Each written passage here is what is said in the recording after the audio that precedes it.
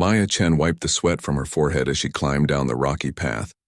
The morning sun was just peeking over Mount Serena, painting the sky in soft orange and pink colors. Her wicker basket was already half full of wild herbs she had been collecting since before dawn.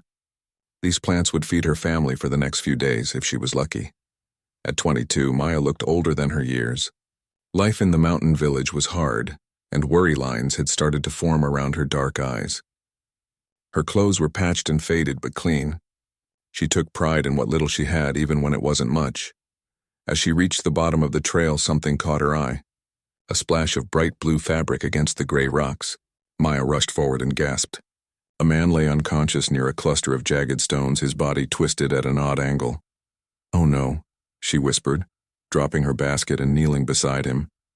The stranger was wearing expensive hiking gear. His jacket was torn and muddy, but Maya could tell it had cost more than she made in 6 months.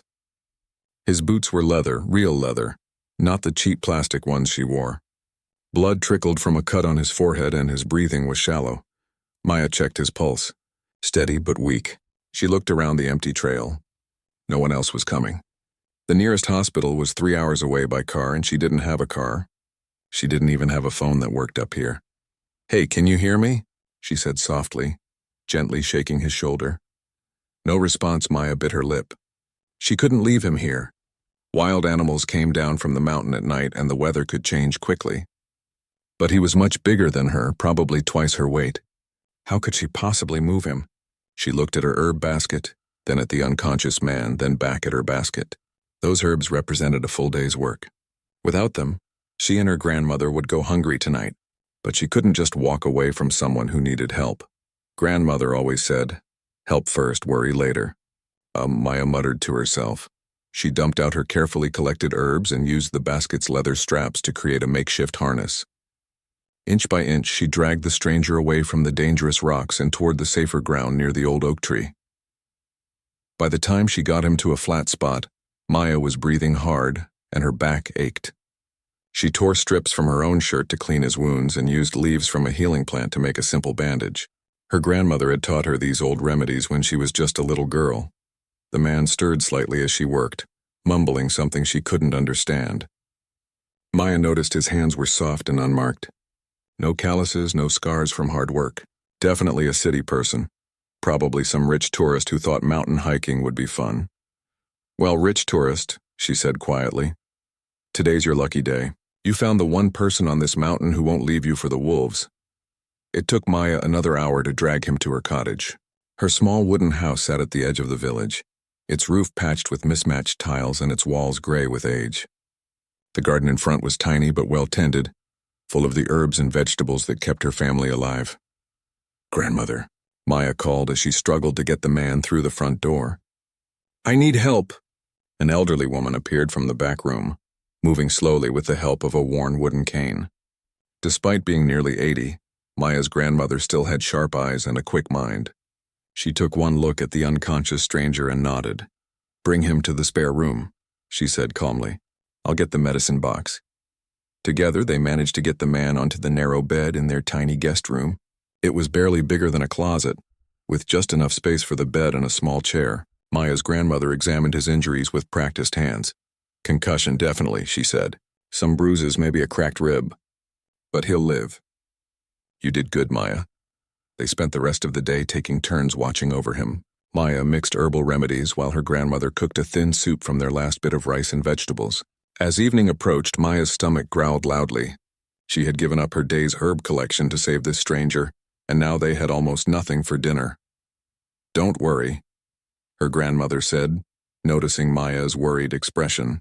"Good deeds always come back to us, just not always in the way we expect." Maya wasn't so sure.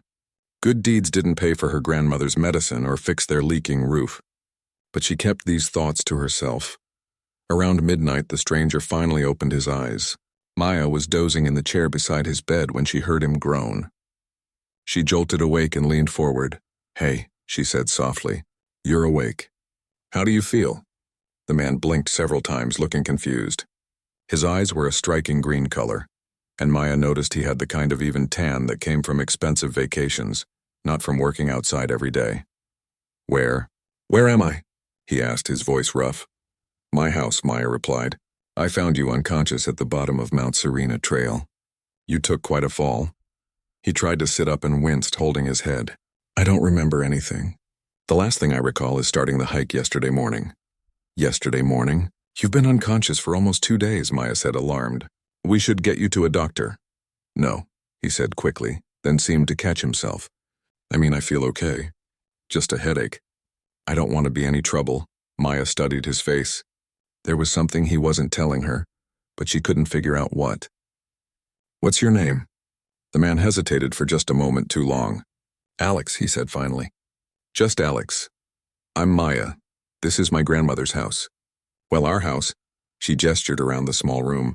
It's not much, but it's clean and safe. Alex looked around, taking in the cracked walls, the single small window, and the handmade furniture. His expression was unreadable. You saved my life, he said quietly. Maya shrugged. Anyone would have done the same thing. No, Alex said, meeting her eyes. They wouldn't have. Trust me on that. There was something in his voice, a sadness that Maya didn't understand. She wanted to ask more questions, but her grandmother appeared in the doorway. So our guest is awake, the old woman said with a gentle smile. I'm Mrs. Chen. Are you hungry? Alex nodded gratefully. Very hungry, and thank you for letting me stay here. Maya made that decision, Mrs. Chen said, pride clear in her voice. She gave up a full day of work to help you. We may not have much, but we have enough to share. Maya felt her cheeks burn. She didn't want this stranger feeling sorry for them. It's fine, she said quickly. I can collect herbs tomorrow. But Alex was looking at her with an intensity that made her uncomfortable. You gave up work to help me? What kind of work? I collect medicinal herbs and sell them at the market, Maya explained. It's how we get by. Alex was quiet for a long moment. When he spoke again, his voice was different, more serious. I'd like to repay you somehow. Just get better, Maya said. That's payment enough. But as she watched Alex carefully eat the small bowl of soup her grandmother brought him, Maya couldn't shake the feeling that there was more to this story. The way he held the simple ceramic spoon, like he wasn't used to eating from anything so plain, the way his eyes took in every detail of their humble home, the expensive watch on his wrist that he kept trying to hide under his sleeve. Who was this man, really? And why did Maya have the strange feeling that saving him was going to change everything?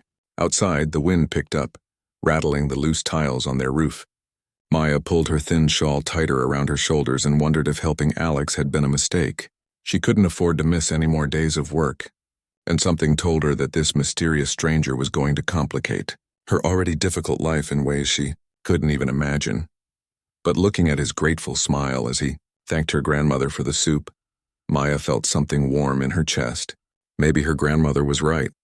Maybe good deeds did come back to you, even if you couldn't see how yet. 3 days had passed since Maya found Alex at the bottom of the mountain, and he was getting stronger. But instead of leaving like most people would, he stayed. Every morning, Maya expected to wake up and find him gone, but there he was, sitting at their small wooden table, sharing breakfast with her grandmother. You don't have to stay, Maya told him on the 4th morning as she prepared to go herb hunting. You're feeling better now. Alex looked up from the simple porridge Mrs. Chen had made. I know I don't have to. I want to, Maya frowned. Why? This place isn't exactly a luxury hotel. Maybe that's why I like it, Alex said quietly. Maya didn't understand what he meant, but she had work to do. The herbs wouldn't collect themselves, and they needed money for food and her grandmother's medicine. She grabbed her patched basket and headed for the door. Wait, Alex called after her. Can I come with you? Maya stopped and turned around. You want to come herb hunting? I want to help. You saved my life. The least I can do is help you with your work. Maya almost laughed. This soft-handed city man thought he could handle a day of climbing rocky trails and identifying plants. It's harder than it looks, she warned. I'm willing to learn. Something in his voice made Maya pause. He sounded genuinely interested, not like he was just trying to be polite. Fine, she said. But keep up. I can't babysit you. As they walked up the mountain trail, Maya expected Alex to complain about the steep path or the heavy basket. Instead, he asked questions. Lots of questions. What's that plant? He would ask, pointing to different herbs. That's mountain sage, Maya would explain. Good for stomach problems. How do you know which parts to use? My grandmother taught me. Her grandmother taught her. It goes back generations. Alex nodded seriously like he was storing away every word. When Maya's basket got heavy, he took it without being asked. When she slipped on a loose rock, he caught her arm to steady her. By the end of the day, they had collected more herbs than Maya usually gathered alone. You're not bad at this, Maya admitted as they walked home. Alex smiled. I had a good teacher. That evening, as Maya sorted through their collection, Alex sat beside her at the table. Can you teach me how to prepare these? Maya looked at him suspiciously. Why do you want to know? Because it's important to you, and because it's fascinating. You can cure headaches and stomach problems with plants that grow wild on the mountain. That's incredible. Maya felt her cheeks warm at the compliment. Most people, especially city people, thought her herb knowledge was old-fashioned nonsense. It's not magic, she said. It's just science that people have forgotten. Exactly, Alex said, and the way he said it made Maya think he understood more than he was letting on. Over the next few days, Alex became part of their daily routine. He learned to grind herbs into powders and steep them into teas. He helped Maya repair their leaking roof, even though his hands clearly weren't used to manual work. He fixed their wobbly table and reinforced their herb drying racks. Where did you learn to do all this? Maya asked one afternoon, watching him expertly patch a hole in their roof. Alex paused, hammer in hand. YouTube, he said after a moment. Maya raised an eyebrow. YouTube taught you carpentry? You can learn anything on YouTube if you're determined enough. There was something in his tone that made Maya think he wasn't telling the whole truth, but she didn't push. Everyone had secrets. What surprised Maya most was how Alex talked to her grandmother. He didn't treat Mrs. Chen like a fragile old woman. Instead, he listened to her stories about the old days and asked her opinion about everything from weather patterns to which herbs worked best for different ailments. Your grandmother is remarkable, Alex told Maya one evening as they watched Mrs. Chen tend her small garden. She knows so much about traditional medicine. Has she ever thought about writing it down? Maya's expression darkened. She can't write much anymore. Her hands shake too badly. Alex noticed the change in Maya's mood immediately. What's wrong? Maya was quiet for a long moment. Then, maybe because Alex had been so kind, or maybe because she was just tired of carrying the worry alone, she told him. She's sick, Maya said quietly. Really sick. Her heart is failing, and her arthritis is getting worse every day. She tries to hide it, but I can see how much pain she's in. Alex leaned forward. Have you taken her to a doctor? Maya laughed, but there was no humor in it. With what money? The clinic in town charges $50 just to walk through the door. The medicine she needs costs more than I make in a month. What about the hospital in the city? The hospital. Maya's voice trailed off. She had been to the city hospital once, to get information. The memory still made her feel sick. They said she needs surgery. Her heart valve is damaged. Without it, she has maybe 6 months. Alex was very still. How much does the surgery cost? $50,000. Maya said the number like it was a curse word. $50,000. Do you know how much that is to someone like me?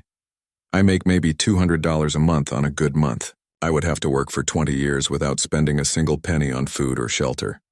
Alex was quiet for so long that Maya started to regret telling him.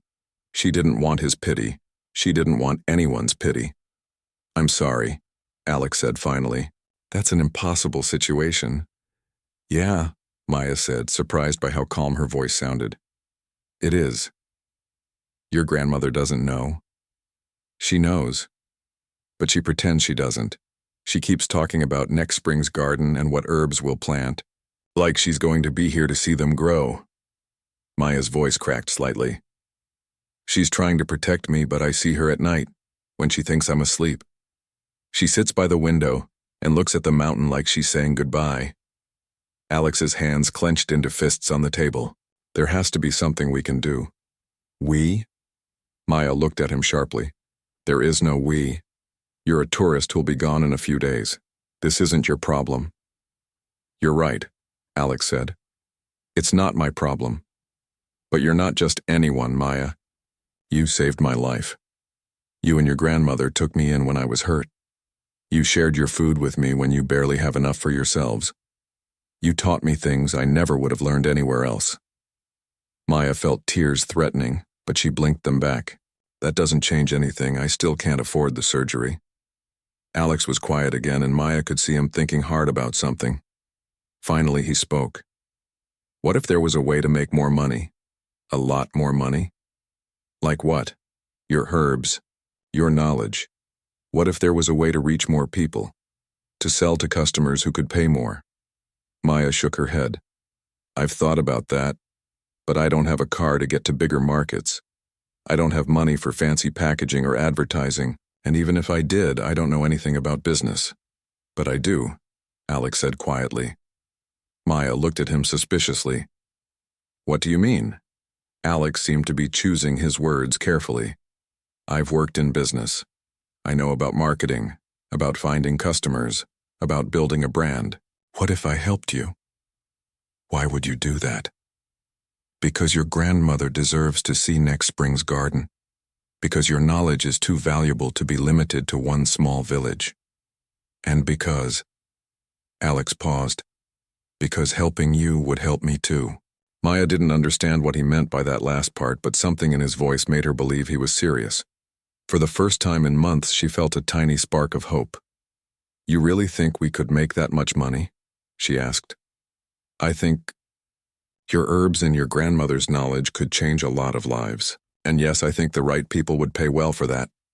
Maya looked out the window at her grandmother, who was slowly watering her plants despite the obvious pain in her joints. Mrs. Chen caught Maya watching and waved, her smile bright despite everything she was facing. "Okay," Maya said finally. "Tell me your idea." As Alex began to explain his thoughts about expanding her herb business, Maya felt something she hadn't felt in a long time. Hope. Real hope. And something else too, something she wasn't ready to name yet. But when Alex smiled at her across their small table, his green eyes bright with determination, Maya felt like maybe, just maybe, everything was going to be okay. Maya was grinding dried mountain herbs when she heard the sound of car engines. Not one car, but several. In her village, the only vehicles they usually saw were the old pickup truck that brought supplies once a week and maybe a tourist's jeep during hiking season. But these engines sounded different, powerful, expensive. She looked out the window and her hands froze on the stone pestle. 3 black cars with tinted windows were driving slowly down the dirt road toward her cottage. The kind of cars she had only seen in movies about rich people. "Alex," she called nervously, "there are some cars coming." Alex appeared from the back room where he had been helping her grandmother organize her herb collection. The moment he saw the approaching vehicles, his entire body went rigid. The color drained from his face. "No," he whispered. "Not yet." Maya stared at him. "What do you mean, not yet? Do you know those cars?" Before Alex could answer, the cars stopped in front of their small house. Men in dark suits got out, moving with the kind of precision that made Maya's stomach clench with worry. These weren't tourists or lost travelers. These were serious people on serious business. A tall woman in an expensive business suit stepped out of the middle car. Her hair was pulled back perfectly, and even from a distance, Maya could see her. Clothes cost more than Maya's family spent on food in a year. The woman looked directly at their cottage and then at Alex through the window. "Mr. Morrison," the woman called out in a crisp, professional voice. "We've been looking everywhere for you." Maya felt the world tilt sideways. "Mr. Morrison?" she repeated slowly, turning to stare at Alex. "But you said your name was Alex." Alex closed his eyes like he was in pain. "Maya, I can explain." "Morrison," Maya said again, the name echoing in her head. She had heard that name before. Where had she heard it? Then it hit her like a punch to the stomach. Morrison Global, the pharmaceutical company, the one that owns half the hospitals in the country. Alex nodded miserably. "Yes." Alexander Morrison, Maya said, the pieces clicking together in her mind. The billionaire, the CEO who's always in the news. Her voice got louder with each word. That's you? Maya, please let me explain. But Maya was backing away from him, her mind spinning. You're him. You're actually him. The man who's worth billions of dollars. And you've been sitting at my table, eating my grandmother's soup, pretending to be some regular guy named Alex. The woman in the suit knocked on their door. Mr. Morrison, sir, we really need to speak with you. The board meeting was moved up. The merger documents require your signature today. Maya felt sick. Board meetings. Mergers. This was Alex's real world. A world so far from hers they might as well be living on different planets. How long have you known? Maya asked, her voice barely above a whisper. Known what? About my grandmother. About the surgery. About how we can barely afford food. Maya's hands were shaking. You've been watching us struggle. Watching me worry myself sick about $50,000 when that's probably what you spend on lunch. Alex stepped toward her, but Maya moved back. It's not like that, Maya. I swear it's not like that. Then what is it like? Maya's voice was getting louder and she didn't care. Is this some kind of game to you? Some rich person's idea of fun? Let's see how the poor people live? No, Alex said firmly. Maya, everything I told you about myself was true except for my name and my job. I really did lose my memory after the accident. I really didn't remember who I was for the first day. But then you remembered? Yes, Alex admitted. But by then I was starting to care about you and your grandmother. And I knew that if you found out who I really was, everything would change. Maya laughed, but it sounded bitter even to her own ears. Everything would change? You mean I might have asked for help saving my grandmother's life? God forbid. That's not what I meant. Then what did you mean? Maya demanded. Explain to me why you thought it was okay to lie to me. Explain to me why you sat there and listened to me talk about being desperate for money when you could have solved all our problems with pocket change. Alex was quiet for a long moment. When he spoke, his voice was sad, because for the first time in my life, someone was treating me like a normal person, not like a bank account or a business opportunity, just like a person. Maya stared at him. So you thought lying to me was better? I thought... Alex ran his hands through his hair. I don't know what I thought. I just knew that once you found out who I was, you'd never look at me the same way again. The knocking on the door was getting more insistent. Mr. Morrison, we really do need to leave. The helicopter is waiting. Helicopter? Of course he had a helicopter. Maya, Alex said desperately, please let me explain everything. Yes, I have money. More money than I know what to do with. But these past 2 weeks with you and your grandmother have been the happiest I've been in years. You treated me like family. You shared your food with me, taught me things I never would have learned, made me feel like I belonged somewhere, while lying to me the entire time, while trying to figure out how to tell you the truth without ruining everything. Maya felt tears burning behind her eyes, but she refused to let them fall. You watched my grandmother getting sicker every day. You watched me break my back trying to earn enough money to save her life, and you said nothing? Because I was scared, Alex said quietly. I was scared that if I offered to help, you'd think I was just some rich guy throwing money around to make himself feel better. I was scared you'd stop seeing me as Alex and start seeing me as Alexander Morrison, CEO. Well, congratulations, Maya said coldly. Your worst fear came true. The front door opened and the woman in the suit walked in without waiting for permission. Sir, I'm sorry to interrupt, but we really cannot wait any longer. The Morrison Global Board is meeting in 3 hours and you need to be there. Maya stared at the woman, then at Alex, then back at the woman. This was his life. Corporate boards and helicopters and people who called him sir and interrupted personal conversations because business was more important than everything else. Go, Maya said quietly. Go back to your real life. Maya, this isn't over, Alex said. I'll come back. We'll figure this out. There's nothing to figure out, Maya replied. You're a billionaire CEO and I'm a village girl who collects herbs. We live in completely different worlds. Alex looked like he wanted to argue, but his assistant was already guiding him toward the door. Sir, the helicopter really can't wait much longer. As Alex reached the doorway, he turned back one more time. Maya, I meant everything I said about caring for you and your grandmother. That wasn't a lie. Maya wanted to believe him, but the sight of those expensive cars and suited people made it hard to think clearly. Just go, Alex, or Alexander. Or whoever you really are. Alex's face crumpled, but he allowed his assistant to lead him outside. Maya watched from the window as they drove away, taking Alex back to his world of board meetings and helicopters and billion-dollar decisions. The silence after they left was deafening. Maya sank into her chair, trying to process everything that had just happened. Alex was gone. The man she had been falling for, the man who had made her believe that maybe her problems could be solved, was actually one of the richest people in the world. And he had lied to her about it, Maya. Her grandmother's voice came from the back room, weak and shaky. Maya, something's wrong. Maya rushed to her grandmother's side and found the elderly woman clutching her chest, her face pale and sweaty. I can't breathe properly, Mrs. Chen gasped. My chest hurts. Maya's anger at Alex vanished instantly, replaced by pure terror. This was it. This was what the doctor had warned them about. Her grandmother's heart was failing. We need to get you to the hospital, Maya said, trying to keep the panic out of her voice. Right now. But even as she said it, Maya knew the terrible truth. She didn't have a car. She didn't have money for an ambulance. She didn't have $50,000 for surgery. And the one person who could have helped her had just driven away in his fancy cars, probably relieved to be done with his little vacation among the poor people. Maya held her grandmother's hand and tried not to cry.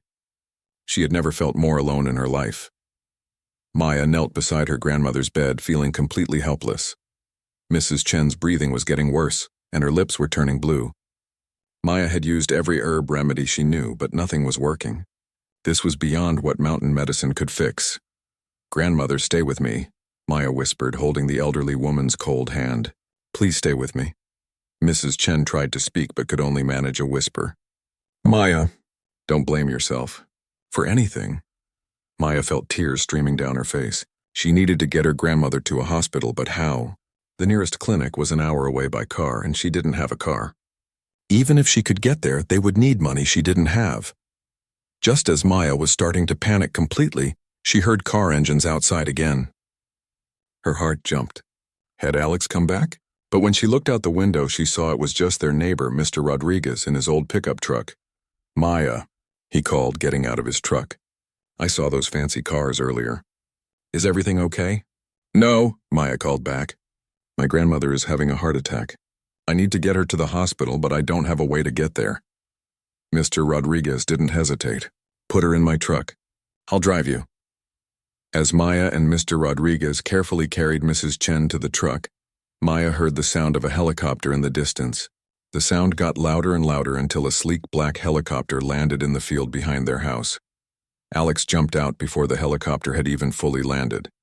He was still wearing his expensive business suit, but his hair was messy and his face was full of worry. Maya, he shouted, running toward them. I heard what happened. My assistant called the village clinic to check on you, and they told us about your grandmother. Maya stared at him in shock. You came back? Of course I came back, Alex said, slightly out of breath. Did you really think I would just leave knowing you needed help? But your board meeting can wait, Alex said firmly. This is more important. Maya wanted to stay angry at him, but seeing her grandmother getting worse by the minute, she realized she needed his help whether she liked it or not. My helicopter can get her to City General Hospital in 15 minutes, Alex said. They have the best cardiac unit in the state. I already called ahead. They're preparing for us. Maya looked at Mr. Rodriguez, who nodded encouragingly. That helicopter will be faster than my truck, Maya. Let him help. Getting Mrs. Chen into the helicopter was scary, but Alex had brought a medical team with him. They had oxygen and equipment that immediately helped her breathing. As the helicopter lifted off, Maya found herself sitting across from Alex, both of them focused entirely on her grandmother. She's going to be okay, Alex said quietly.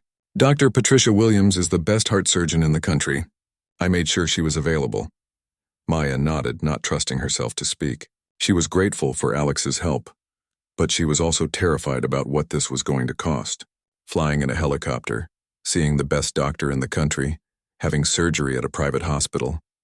This was going to cost more money than Maya could imagine. The hospital was unlike anything Maya had ever seen. Everything was clean and modern and expensive looking. Nurses and doctors moved quickly and efficiently, and Alex seemed to know exactly who to talk to and what to do. Within an hour, Mrs. Chen was in surgery. Maya sat in the waiting room, staring at the floor and trying not to think about how much this was all going to cost. Alex sat beside her, but they didn't talk much. After 3 hours, Dr. Williams came out with a smile on her face. "The surgery was successful," she said. "We replaced the damaged valve and her heart is responding well. She should make a full recovery." Maya started crying with relief. "Thank you," she whispered. "Thank you so much. She'll need to stay here for about a week," Dr. Williams continued. "And then she'll need medication and regular checkups for the rest of her life. But she should be able to live normally for many more years." After the doctor left, Maya and Alex sat in silence for a few minutes. Finally, Alex spoke. "Maya, about the cost." "Don't," Maya said quickly. "Just don't. I know what you're going to say and I can't accept it." "You don't even know what I was going to say." Maya turned to look at him. "You were going to offer to pay for everything. The surgery, the hospital, the medications, all of it." "Yes," Alex admitted. "I was, and I'm saying no," Alex frowned. "Maya, this is your grandmother's life we're talking about. This isn't the time for pride." "It's not about pride," Maya said, though she knew it partly was. "It's about the fact that I don't want to owe you anything. I don't want to be someone you feel sorry for." "I don't feel sorry for you," Alex said. "I care about you." "There's a difference." Maya looked away. "I can't tell the difference right now." Alex was quiet for a moment. Then he said, "What if there was another way?" "What do you mean?" "What if instead of me just paying for everything, we worked together to earn the money?" Maya looked at him suspiciously. "How?" Alex leaned forward in his chair. "Maya, these past 2 weeks I've learned more about traditional medicine than I ever thought possible. Your knowledge, your grandmother's knowledge, it's incredible, and it's exactly what my company needs." "What are you talking about?" "Morrison Global is one of the biggest pharmaceutical companies in the world," Alex explained. "But we've been missing something important. We focus so much on creating new drugs in laboratories that we've forgotten about the natural remedies that have been working for thousands of years." Maya was starting to understand where this was going, but she let him continue. "I want to create a new division of my company," Alex said. "Traditional medicine research. And I want you to run it." Maya stared at him. "Me? You know more about herbal medicine than most people with fancy degrees. You understand which plants work for which problems. You know how to prepare them safely and effectively. That knowledge is worth millions of dollars. But I'm not a scientist. I don't have a college degree. Neither did some of the most successful people in history," Alex said. "You have something better than a degree. You have real knowledge and real experience." Maya shook her head. "You're just making this up because you feel guilty about lying to me." "No," Alex said firmly. "I'm offering this because it makes business sense." "Maya, do you have any idea how much money people spend on natural health products every year?" "Billions of dollars. And most of those products don't work because the people making them don't really understand traditional medicine." Maya was quiet, thinking about what he was saying. "Here's what I'm proposing," Alex continued. "You work with my research team to develop natural health products based on traditional remedies, products that actually work because they're based on real knowledge. In return, you get a salary and a percentage of the profits." "How much of a percentage?" "Enough to pay for your grandmother's medical bills and enough to build a real life for yourself." Maya wanted to say yes immediately, but something held her back. "This feels like charity with extra steps," Alex sighed. "Maya, if this was charity, I would just write you a check and walk away. But I'm asking you to work. I'm asking you to use your skills and knowledge to help build something important. That's not charity. That's partnership." Maya looked toward her grandmother's hospital room. Mrs. Chen was sleeping peacefully, looking better than she had in months. The surgery had worked. Her grandmother was going to live. But the medical bills were going to be enormous, and Maya had no idea how she was going to pay them. "I need to think about it," Maya said finally. "Of course. Take all the time you need." That evening, when Mrs. Chen woke up, Maya told her about Alex's offer. Her grandmother listened carefully, asking thoughtful questions about the details. "What do you think, grandmother?" Maya asked when she was finished explaining. Mrs. Chen was quiet for a long moment. Then she smiled. "I think that young man sees something special in you, Maya. Something you don't see in yourself yet. But is it real? Or is he just trying to make himself feel better about lying to me?" Both probably, Mrs. Chen said with a small laugh. But that doesn't make the opportunity any less real. Maya, you have a gift. You understand plants and healing in a way that most people never will. Maybe it's time to share that gift with the world. Maya squeezed her grandmother's hand. But what if I fail? What if I'm not smart enough for the business world? Then you'll learn, Mrs. Chen said simply. Just like you learned everything else, one step at a time. Maya looked out the hospital window at the city lights below. Somewhere out there was Alex's world of board meetings and business deals and million-dollar decisions. Could she really become part of that world? Could a poor village girl who collected herbs really become a business partner to one of the richest men in the country? Okay, Maya said quietly. I'll try it, but just for a trial period. If it doesn't work out, I'm going back to the mountain. Mrs. Chen smiled. That sounds like a very wise decision, my dear granddaughter. As Maya sat beside her recovering grandmother, she felt scared and excited and hopeful all at the same time. She had no idea what she was getting herself into, but for the first time in months, she felt like maybe everything was going to work out after all. 6 months had passed since Maya's grandmother's surgery, and Maya could barely recognize her own life. She stood in her new office at Morrison Global's research facility, looking out the window at the modern city skyline. The office was beautiful, with glass walls and expensive furniture, but what made Maya smile was the collection of herb samples and traditional medicine books that covered every surface.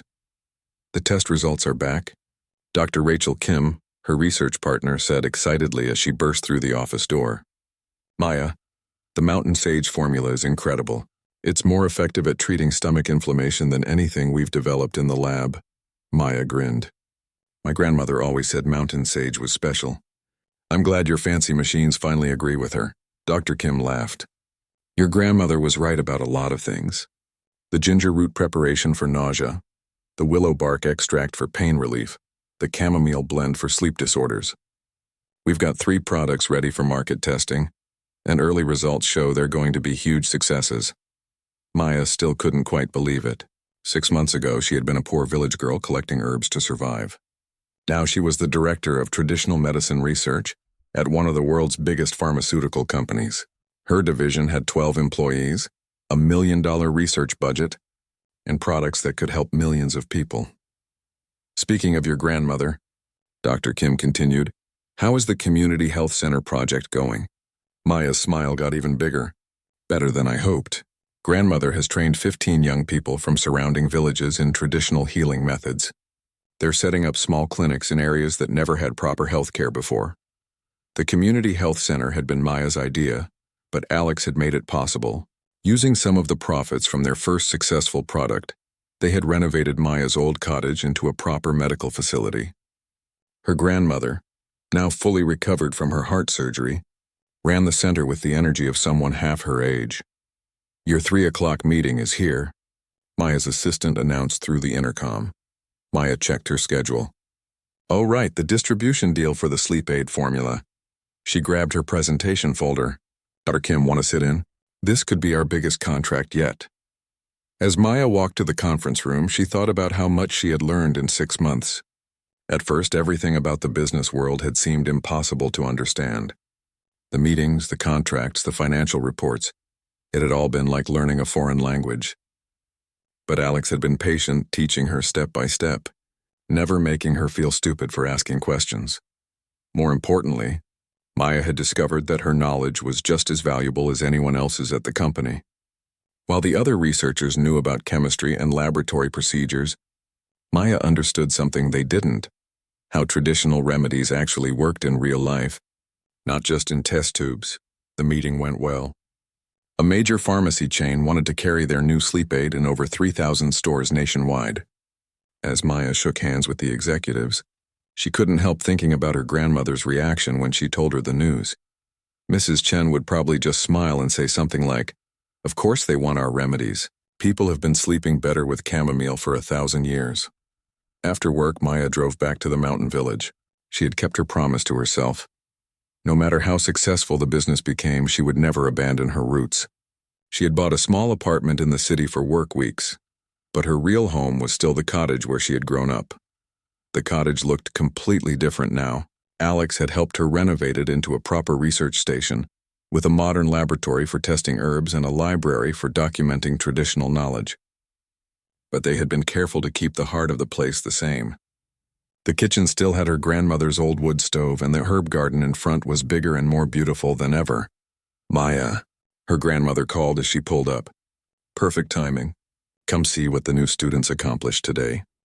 Maya followed her grandmother to the back of the property, where a new building housed the community health center. Inside, young people from various mountain villages were learning to prepare traditional medicines under Mrs. Chen's guidance. "Luis here just mastered the willow bark preparation," Mrs. Chen said proudly, gesturing to a young man carefully grinding dried bark. "And Anna has become expert at diagnosing stomach problems just by looking at someone's tongue." Maya watched the students working with such focus and dedication. These young people would return to their own villages with knowledge that could help hundreds of families who couldn't afford modern medical care. "Grandmother, you've created something amazing here," Maya said. Mrs. Chen squeezed Maya's hand. "We've created something amazing, dear. This wouldn't exist without your success in the city." That evening, Maya was sitting in her old chair on the cottage porch when she heard a familiar car engine. Alex's personal vehicle, not one of the fancy company cars, but a simple Jeep he had bought for visiting the mountain, pulled up the dirt road. "You're early," Maya said as Alex climbed the porch steps. "I thought your investor meeting ran until 8. "I canceled it," Alex said, sitting down beside her. "I realized there was somewhere else I wanted to be." Maya raised an eyebrow. "Alexander Morrison canceled $1 million investor meeting to sit on a porch in the mountains." "Strange, right?" Alex said with a grin. 6 months ago, I would have said business always comes first. But someone taught me that there are more important things than money. Maya leaned against his shoulder. Their relationship had changed slowly over the past few months. At first, Maya had been too angry and too focused on learning her new job to think about romance. But as they worked together, as she saw how genuinely Alex cared about her success and her community, her feelings had gradually shifted from anger to trust to something deeper. "I have something to show you," Alex said, standing up and offering Maya his hand. "What?" "Trust me." They walked down the familiar mountain path past the herb-gathering spots Maya knew by heart, until they reached the bottom of the trail. The exact spot where Maya had found Alex unconscious 6 months earlier. "Why did you bring me here?" Maya asked. Alex was quiet for a moment, looking around at the rocks and trees. "Because this is where everything started. 6 months ago, I was lying here, hurt and lost and completely disconnected from anything real in my life." Maya remembered that morning clearly. "You were just some injured stranger who needed help. And you were just someone who chose to be kind when you didn't have to be." Alex turned to face her. "Maya, do you ever think about how different things would be if you had walked past me that day?" Maya shuddered. "Don't say that. You could have died, but I didn't because you saved me. Not just my life, but everything about who I am." Alex took her hands. "Before I met you, I thought success meant having more money than I could spend and more power than I knew what to do with. But you showed me what real success looks like." Maya looked around at the mountain that had been her whole world for so long. Then at the valley below where lights were starting to twinkle in the houses of families who now had access to health care because of the community center. "We both changed," she said softly. 6 months ago, I thought I would spend my whole life struggling just to survive. I never imagined I could help people all over the world." Alex smiled. "Your grandmother was right, you know. Good deeds do come back to us, just not always in the way we expect." "What do you mean?" "You saved my life without expecting anything in return. And in saving me, you ended up saving your grandmother's life, improving your community and creating something that will help millions of people." Maya looked up at the stars starting to appear in the darkening sky. "It doesn't feel real sometimes." "It's real," Alex said, squeezing her hands. "All of it. The success, the community center, us. It's all real." As they walked back up the mountain path together, Maya felt overwhelming gratitude for the strange turns her life had taken. 6 months ago, she had been a desperate young woman with no options and no hope. Tonight, she was walking hand in hand with someone she cared about deeply, knowing that her grandmother was healthy, her community was thriving, and her work was making a difference in the world. The cottage came into view, warm light glowing from its windows. Maya could see her grandmother through the kitchen window, preparing tea for the students who would stay overnight before returning to their villages. You know what the best part is? Maya said as they reached the porch. What? Grandmother gets to see next spring's garden after all. Alex smiled, understanding immediately, and probably many springs after that. As they sat together on the porch, watching the peaceful mountain evening settle around them, Maya felt like she was exactly where she belonged. Not the desperate girl who had once lived here, and not just the successful businesswoman she had become, but someone who had found a way to honor both her past and her future. Sometimes, Maya thought, the most important moments in life start with the simplest decision to help someone who needs it.